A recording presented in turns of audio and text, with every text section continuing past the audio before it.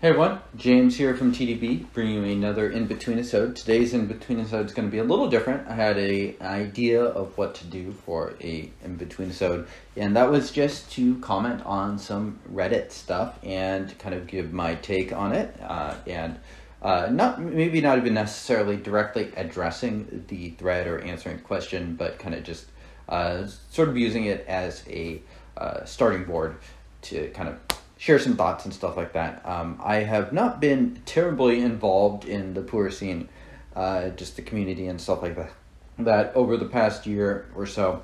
And so it's good to just see what people are talking about and things like that. A lot of these communities do have a tendency to sort of like be asking the same questions every few years or so, which is, I think, pretty healthy and normal. So I did kind of just quickly scroll through and pick out a couple different threads that I thought would be a little bit more interesting than the others, rather than just clicking on the top 5 results that pop up there. So doing some screen capture here. Been a while since I did that, so hopefully this works. This thread is called First Time with Sheng, Any Tips?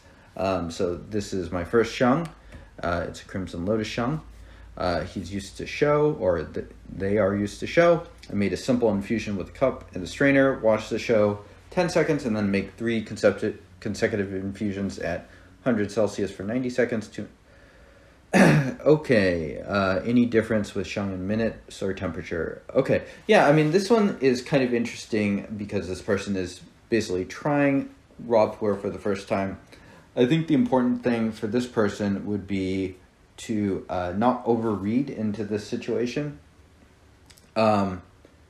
Trying Sheng for the first time and trying a tea like this, which is a young raw, at least let's make sure this is a young raw on Crimson Lotus.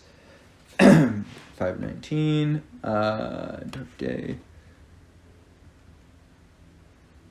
Yeah, we would not describe this, but younger Sheng. Yeah, so this is definitely a young raw. So I think the key thing here is that young raw, people's opinions just differ a whole lot on if they like it.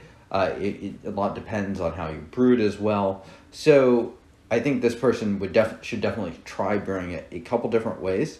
I would also encourage them not to overread into their opinion of Sheng. Sheng has just quite a variety, and if they're used to show, this is going to be just a very, very different experience from that. It's going to be probably a fair bit more, just the greener notes and stuff like that are going to come out. So I think it's important to try probably multiple different brewings of it, and then also to just not assume that they like or dislike Sheng based off of the sole experience. So try some semi-aged stuff, try some traditionally stored stuff, try some other young boutique stuff. Maybe try, since this one sounds like it's on the stronger, more bitter end, maybe try some Iwu, try some Linchong, try some Monghai Tea Factory stuff. Yeah, just get a different variety of experiences. And try brewing this. Personally, I would probably use something like 5 grams per 75 milliliters, and just start with flash brews. If that is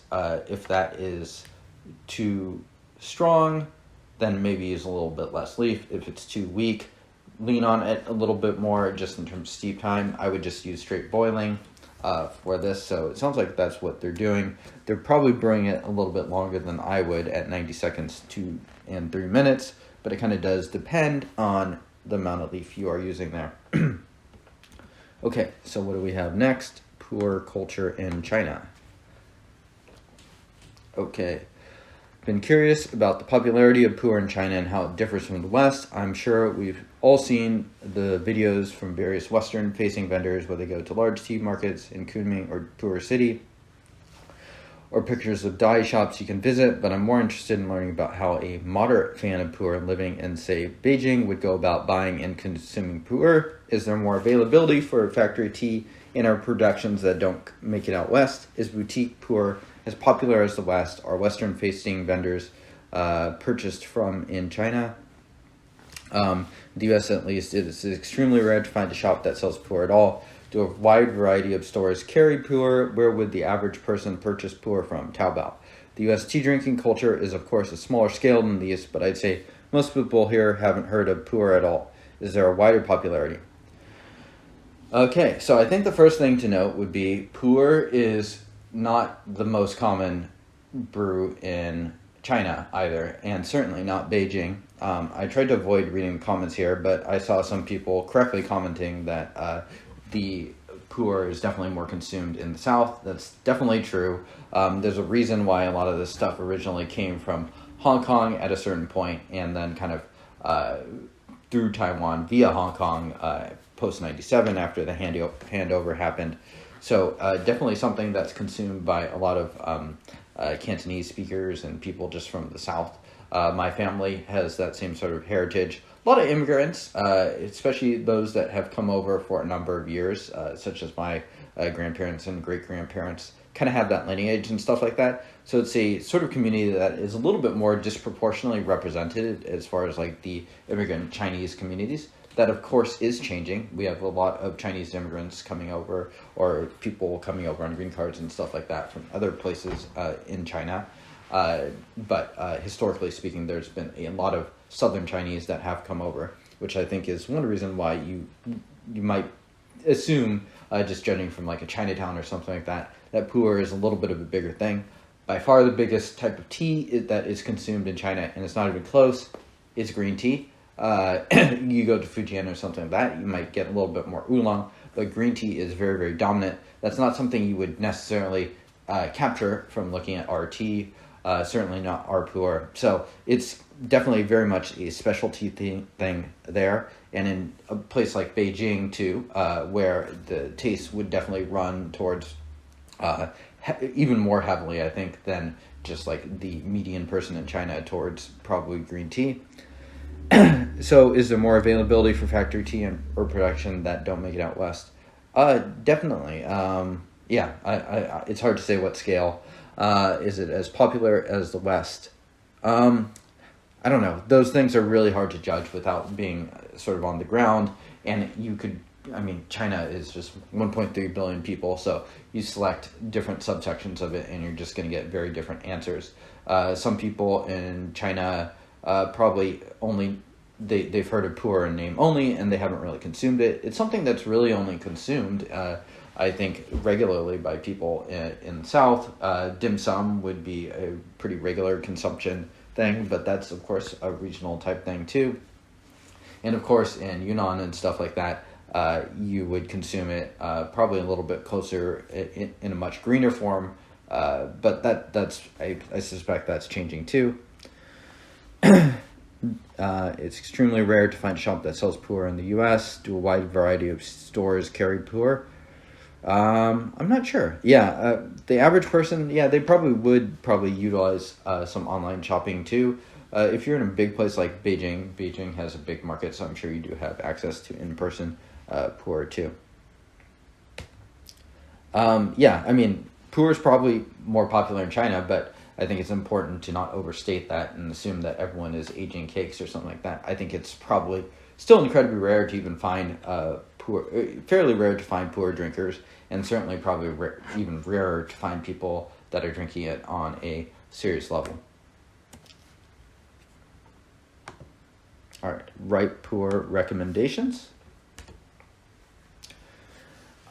I've grown to love raw Pu'er, but I'm having trouble with ripe. I haven't tried a whole lot of different ones, but the couple I have tried seem kind of earthy and woody without the fruity, sweet undertones I keep hearing about.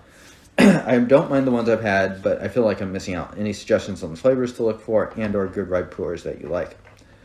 Okay, so a couple different things. One thing that would have been helpful for the poster here is if they talked about what teas they've tried. Ripe Pu'er, of course, does not have as much of a range as something like raw Pu'er goes. So it's like my answer for this would probably be a little bit different from kind of what I was talking about as far as like the young raw goes on that the person had bought from Crimson Lotus. But it is definitely possible to buy ripe that is very much at too low of a quality, especially if you buy it in person. A lot of shops that don't specialize in Pu'er and stuff like that will frankly have pretty crappy ripe Pu'er, poopy ripe Pu'er. So, if this person had said what they had tried, if they had tried something like a Monghai 7572 versus some ripe Pu'er in Chinatown, my answer might be fairly different. The other thing I would say too is if you're not getting a whole lot of flavors out of the ripe pu'er, make sure you're using boiling. Make sure you're pushing it decently. Ripe pu'er is a very, very forgiving brew, so this is something where you would definitely not want to be brewing ripe pu'er at like green tea temperatures or anything remotely under boiling. So make sure you're using enough leaf and you're pushing it sufficiently. It's considerably easier to brew ripe pu'er, I think, than raw. And so, yeah, just make sure you push it hard enough. And I would go from there. And mention where you are getting the tea from. That's usually very, very helpful information, especially if you're asking at a place like Reddit. All right, so next one, I'm putting together a tasting package for myself. So I have a fairly wide range in what I'll drink. My current favorite kinds of tea are Irish Breakfast and Darjeeling, both of which I like a dark, rich cup, but I also love green teas. And although I don't have any good quality matcha, to make a proper matcha, I will down a matcha latte like no other. I'm also an avid coffee drinker. Okay, if anyone can point me in the direction of Puer teas, either from Crimson Lotus Tea or other sources that might suit my taste, I'd really appreciate it. All right, so usually what I think the best method is for doing something like this is to reach out for a pretty wide variety of tea. So let's take a quick look at what Crimson Lotus has. I've not been on their site much. So they have the spring tasting. The problem with something like this is it starts at $220. So that's useful for trying that. I think probably what I would lean for is picking out one of these, any of these really, to try a sample of. So you could do multiple regions, kind of depends how much you want to spend. But I would start out with one, so something like a Hokai. Let's see, it's like a sample of this. 50 grams would cost $40. Just whatever you're comfortable with spending as far as like quantity goes. And then I would probably pick out something older. So let's see what they have from 2010 and before. So yeah, something like the Jingmai or Chongtai Sheng. I think the important thing here, they also have aged Puer sample pack, which might be relevant. So this was stored in Puer City, so on the drier side. Okay, so that's good to know. Let's see what about this one, where it has been stored. So this one's in hot, humid Xishuangbanna. So I would lean towards trying this. So the 2007 Chongtai Menghai Sheng raw tool cha. I think that'd be a good one to try. This one would also be a good contrast if they sell a sample, which they do. So $9. So I would grab a sample of this, and I would just grab a tool of this.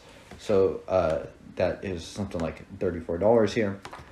So I think if you do those three, that will kind of give you a range of Sheng. If you have the budget for it, double up each of those. So try two different Youngs, two different different storages, two or three different like Menghai versus like where was that, Puer City storage.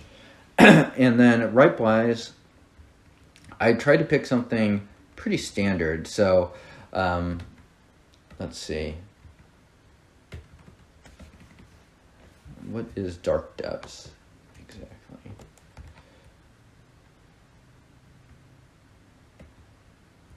Tea is a monster. Okay, that sounds potentially a little too intense. We want something typical, is what I would aim for. So Pasha, I think this one could be okay to start out with. Yeah, they do sell a sample. So $8 for a sample of this ripe.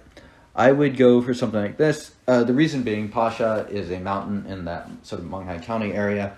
And because Crimson Lotus Tea does not sell Menghai Tea Factory tea, next best thing we can do is kind of get from that general area. So Pasha, I think, would be a reasonable taste to sort of get that taste. Of course, it's going to be a little different, but if we all want to order from one vendor, we kind of have to just make some decisions. So I'd probably go with something like that to start.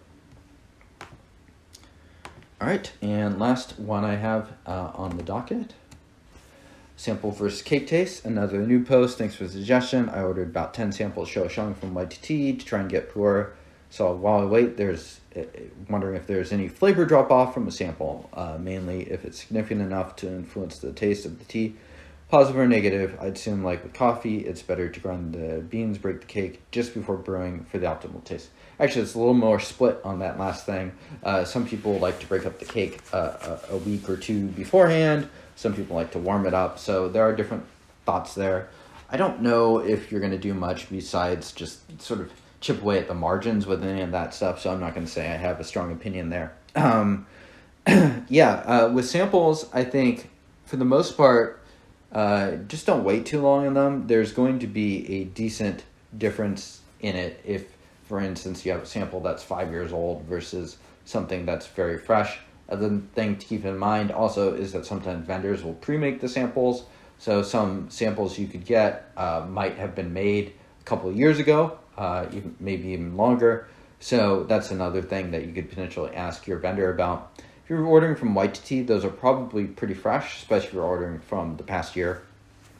But yeah, they're not going to change significantly, so I wouldn't worry too much about making sure you consume them all within 30 days. In fact, I would probably give them a week or so to kind of recover from jet lag, which I think is caused by something like the air pressure or something like that, just to make sure you can have a little bit more of a consistent session.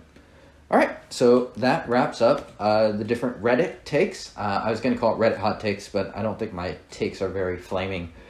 So let me know if they are, and I can call this Reddit hot takes, or if Reddit takes is more appropriate. Let me know how you like this, if it's something you'd like to see me do again, or if it's something you would just prefer a normal episode. Thank you everyone for tuning in. I will see you all next time.